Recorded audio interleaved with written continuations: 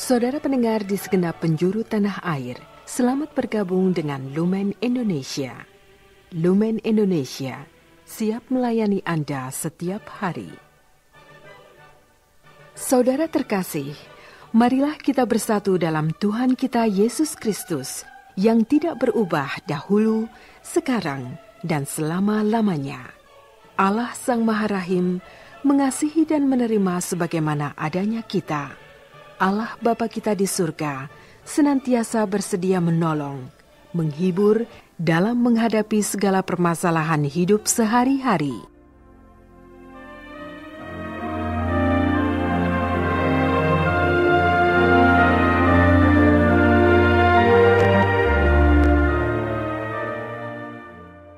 Saudara-saudari, marilah kita mendengarkan renungan dengan judul Siap Bertanggung Jawab.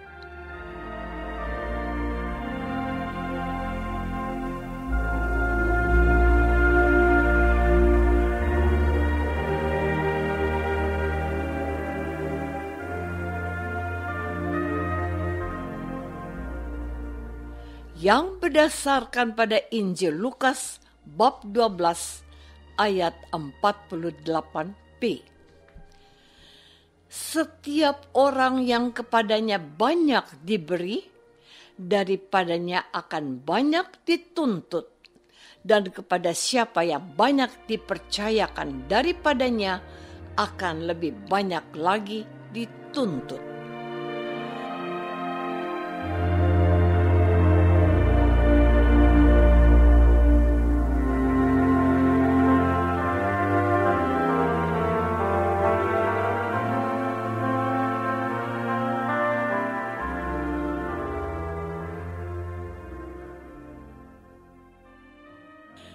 Dalam nama Bapa dan Putra dan Roh Kudus.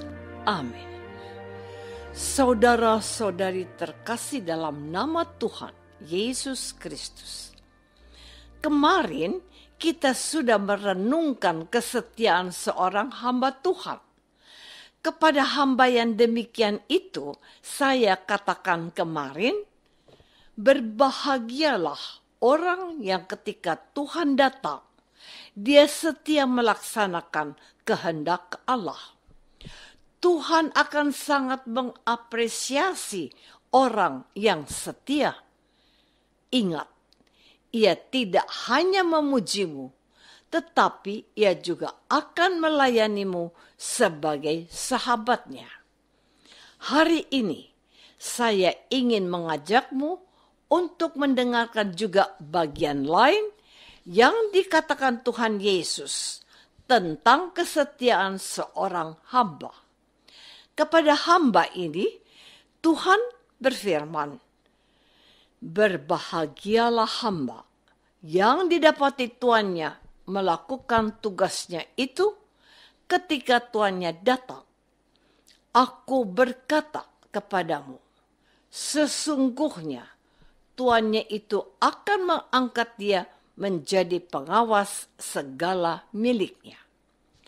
Bukankah ini bentuk kepercayaan yang luar biasa? Dan saya kutipkan ayat penting dan bagian kunci dari perikop hari ini di awal renungan ini. Setiap orang yang kepadanya banyak diberi, daripadanya akan banyak dituntut. Dan kepada siapa yang banyak dipercayakan daripadanya, akan lebih banyak lagi dituntut. Saudara-saudari terkasih, apakah sudah menjadi cukup jelas bagimu makna sabda Tuhan tersebut? Marilah sejenak kita melihat kenyataan yang hidup di dalam masyarakat kita. Mungkin Anda adalah seorang bos sebuah perusahaan atau pemimpin di sebuah dunia usaha. Anda memiliki karyawan yang cukup banyak. Setiap orang memiliki kemampuan dan keahliannya masing-masing. mereka akan melaksanakan tugas yang dipercayakan kepada mereka sesuai dengan job description atau panduan pekerjaan mereka masing-masing. Seseorang yang dianggap berhasil melakukan tugasnya dengan baik dan terbukti dapat dipercaya, bukankah orang yang seperti ini biasanya mendapat tambahan tugas dan tanggung jawab untuk jabatan yang lebih tinggi? Kemudian hari, bila ternyata dia juga terbukti dapat mengerjakan tugas dengan penuh tanggung jawab, bukankah kepadanya akan diberikan apresiasi? Entah itu sebuah imbalan jasa berupa kenaikan gaji atau salary, entah kenaikan jabatan yang lebih tinggi. Betul? Fakta seperti ini tidaklah sulit untuk dipahami oleh kita semua, bukan? Saudara-saudari terkasih, saya ingin mengajak saudara untuk melihat dalam kehidupan menggereja kita.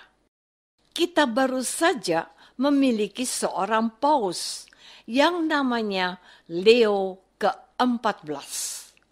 Beliau menggantikan almarhum pendahulunya Paus Fransiskus.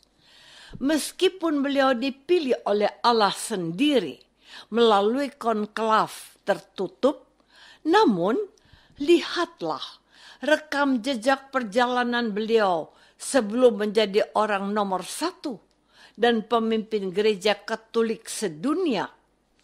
Paus yang bernama lengkap Robert Francis Prevost adalah Paus yang ke-267. Ia terpilih sejak 8 Mei 2025. Dia ditahbiskan menjadi imam pada 19 Juni 1982. Menjadi uskup 12 Desember 2014 dan dilantik oleh Paus Fransiskus menjadi kardinal pada 30 September 2023. 2 tahun kemudian, dia dipilih menjadi Bapak Suci. Mari kita lihat rekam jejak paus kita ini. Robert Francis Prevost dipercaya menjadi Prior Jenderal Ordo Santo Agustinus tahun 2001 sampai 2013.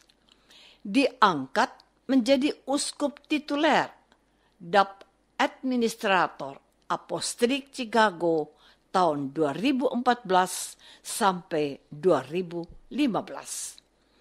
Menjadi uskup Chicago 2015 sampai 2023 serta merangkap menjadi administrator Apostolik Kalau 2020 sampai 2023. Selanjutnya, beliau diangkat menjadi kardinal, diakon Santa Monica, prefek dikasteri untuk para uskup, dan presiden Komisi Kepausan untuk Amerika Latin dari tahun 2023 sampai 2025. Dan pada 2025, beliau menjadi kardinal uskup Albano tahun 2025. Sebuah catatan panjang seorang calon pemimpin gereja sedunia. Ia telah teruji dan sangat mendapat apresiasi bukan saja oleh gereja institusional, melainkan juga dicintai oleh warga gereja yang dilayaninya. Maka pantaslah kalau beliau mendapatkan kepercayaan penuh untuk memimpin gereja sedunia. Saudara-saudari terkasih, saya sengaja menampilkan sosok Bapak Suci kita ini agar kita setidaknya mengetahui perjalanan panggilan beliau hingga menjadi paus. Kakak beliau sendiri pernah bergurau karena kesalehannya dengan berkata, "Salam untukmu, calon paus kami." Ucapan itu ternyata terbukti dan sang kakak sangat ingat betul apa yang pernah dikatakannya ketika menggoda adiknya yang bercita-cita menjadi biarawan dan imam itu. Dalam kehidupan sehari-hari, juga dalam karya pelayanan di gereja-gereja paroki kita bisa menemukan sejumlah awam yang memiliki dedikasi yang tinggi dalam melayani gereja. Mereka orang biasa, menjadi ketua lingkungan, ketua wilayah, prodiakon, pengurus gereja, menjadi anggota dewan gereja paroki, menjadi katekis. Mereka dipercaya karena mereka dianggap pantas dan memiliki komitmen untuk melayani Tuhan dengan sepenuh hati. Kini menjadi pertanyaan untukmu. Apakah engkau siap menjadi bagian dari karya Tuhan memperluas kerajaannya? Syaratnya hanya satu, setia dan dapat dipercaya karena memiliki tanggung jawab. Bagaimana?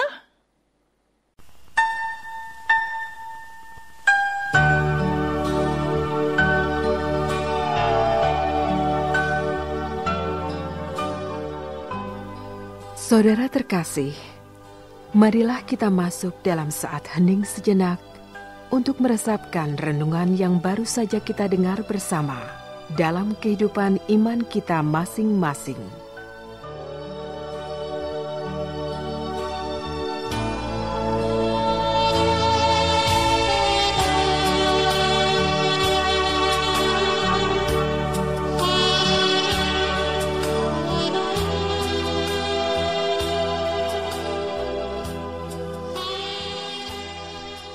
Apakah aku mau melayani Tuhan dan umat Tuhan dengan ketulusan dan kesetiaan? Marilah kita berdoa. Bapa yang Maha Baik, Engkau selalu memberi dan menghadirkan orang-orang terpercaya dalam gerejamu. Pilihlah orang-orang yang setia dan bertanggung jawab di antara kami untuk meluaskan kerajaan Putramu, Yesus Kristus, Tuhan kami. Amin. Semoga kita semua selalu dinaungi dan dibimbing oleh berkat Allah yang Maha Kuasa. Dalam nama Bapa dan Putra dan Roh Kudus. Amin.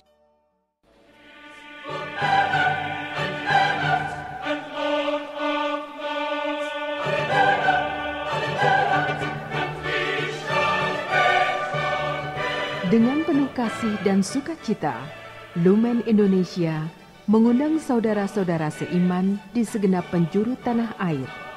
Sekiranya ada tanggapan ataupun saran, kirimkan surat Anda ke Lumen Indonesia. Terima kasih atas perhatian Anda. Sampai berjumpa lagi dengan Lumen Indonesia pada waktu dan gelombang yang sama esok hari.